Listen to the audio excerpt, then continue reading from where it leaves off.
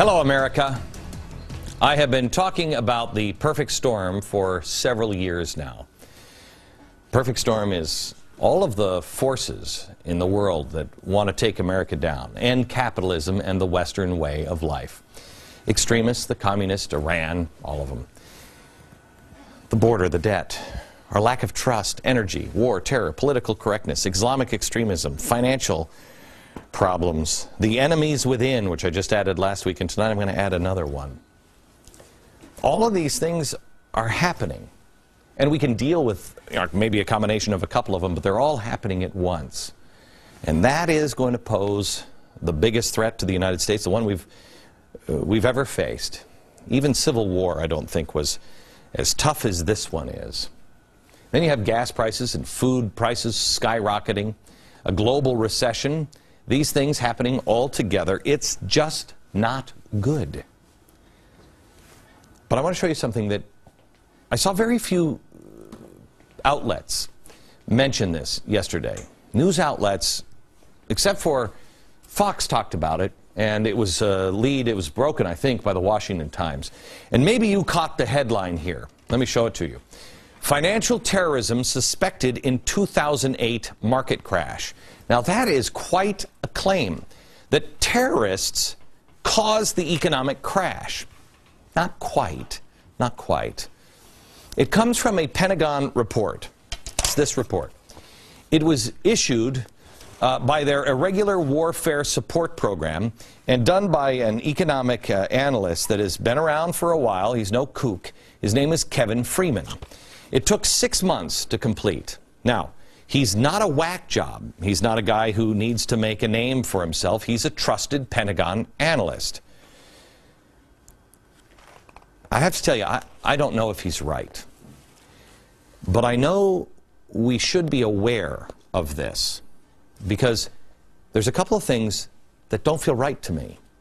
Let me show you first what he found. He found that, first of all, terrorists and other financial enemies were likely responsible for the U.S. financial collapse in 2008. That doesn't mean we were irresponsible as well, but they took advantage. The attack, which began in 2007, he says is a three-tiered attack. The report claims 2 of the phases are complete. 2 of them. But the third one is not. He says it may be underway right now. He also, Freeman, reports here on who the lead suspects would be. He said Islamic terrorists, hostile members of the Chinese military, or groups in Russia, who are the best positioned in the economic battle space. Now, here's where this thing doesn't feel right to me. This report came out back in 2009, and the only reason why we're seeing it now is because someone in the DOD thought that this report should be brought to public attention. It was made in 2009, and the DOD thought it should be brought to your attention. That alone, to me, is the biggest warning bell here. It should put your radar up, at least to be able to say, maybe I should read this and look into it. Now, why should it be brought to your attention now? Well, let me ask you, what was the end goal of Osama bin Laden? It's easy to say he wanted to destroy the United States, but that wasn't it. It was destroy the Western way of life and collapse us. Back in the late 1990s, when I was warning New Yorkers that there would be blood and bodies and buildings in the streets, I said within 30 years, little did I know it would be within 5. I warned people about Osama bin Laden because I actually read his words.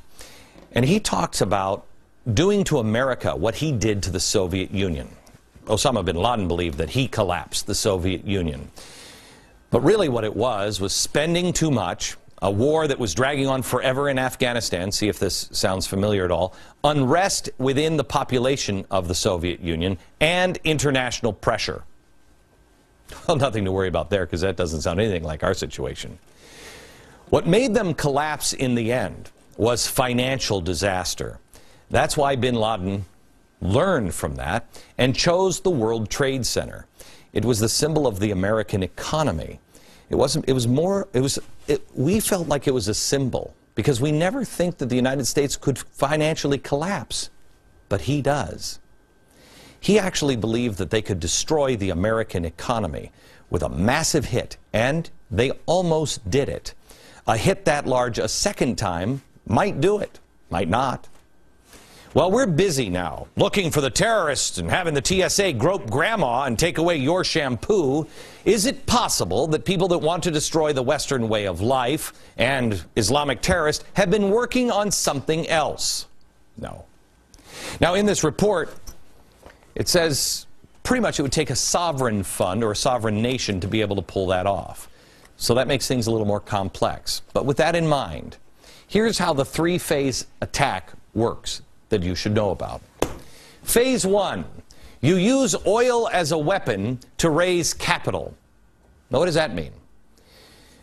In the report, he talks about the deliberate inflation of oil prices by speculators from 2007 to mid-2008, which coincided with the housing financial crisis.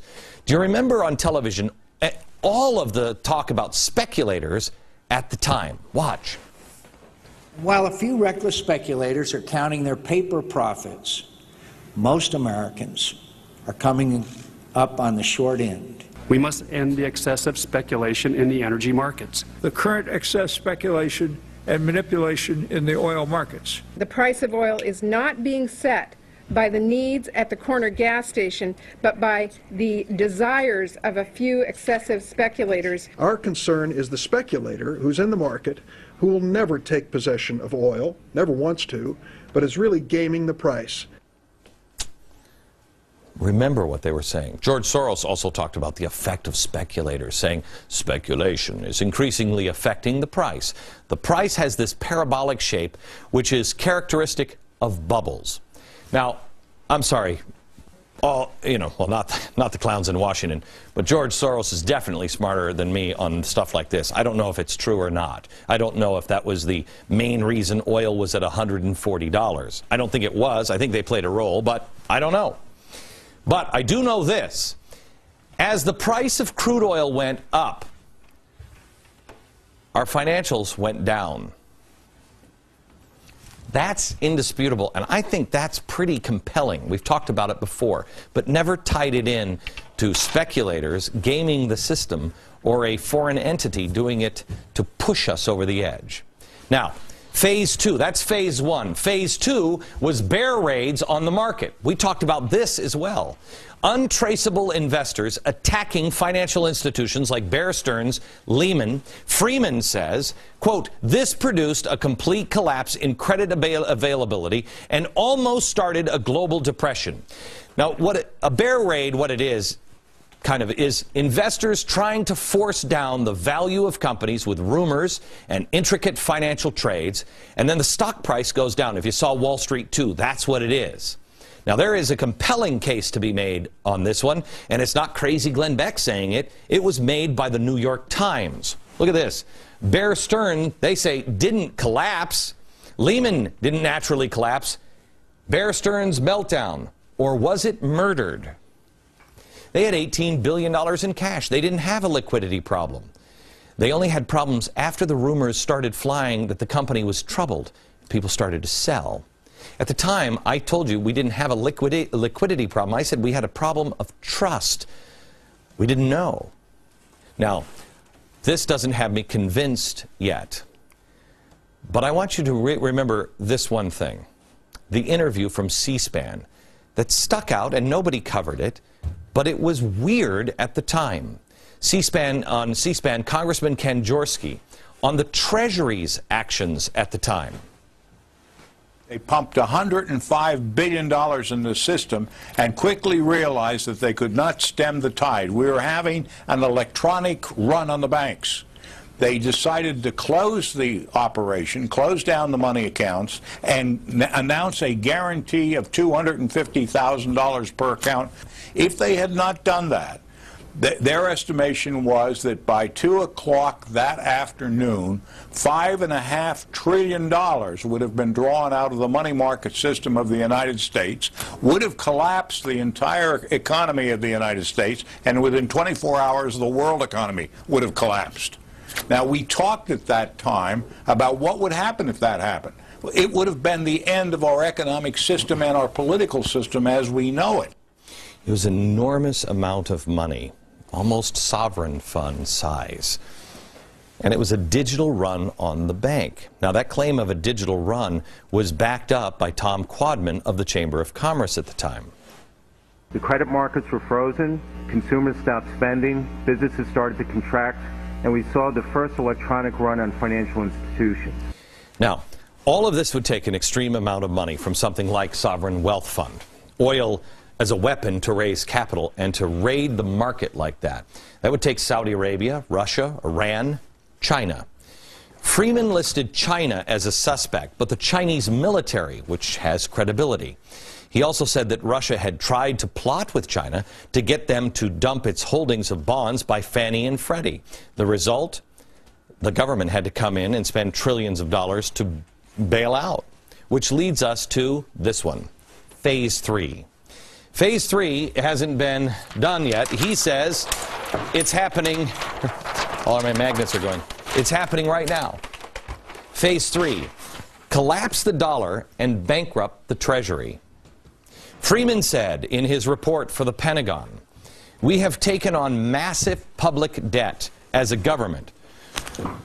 Government was the only party who could access capital markets in late 2008 and early 2009. He added, this is the end game if the goal is to destroy America. I mean, I think Freeman probably gets invited to less parties than I do. But other than that, he's not a lunatic. Again, this is the most disturbing part to me. It was done over 6 months period of time, and it went to the Pentagon in 2009. Check your calendar. It was just now released by the DOD. They said that it needed to be seen. Now, it must have some credibility because in December, I mentioned on this program that the military and the Pentagon were wargaming for a large-scale economic breakdown and civil unrest. So obviously, somebody has put enough thought into this report to think that it might be true. And now they're bringing our attention to it when it's 2 years old. I want you to know this is an opinion show, and you're about to get my opinion, and I only have my gut and my opinion on this, but I believe I should tell you my opinion.